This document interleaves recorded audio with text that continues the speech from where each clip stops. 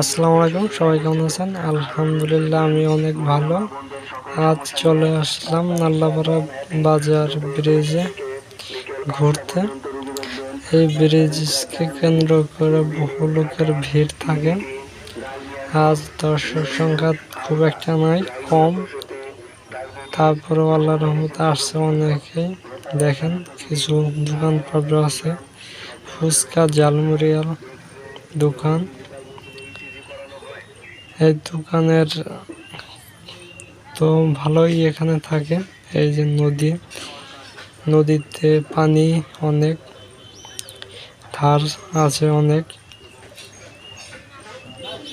তো এই নদীর পারে এই ব্রিজটাকে কেন্দ্র করে বহু লোক বেড়াতে আসে। এই পাশে এক কাকা বুট বিক্রি করতে, বাদাম বিক্রি করতেছে, বাদাম বুট।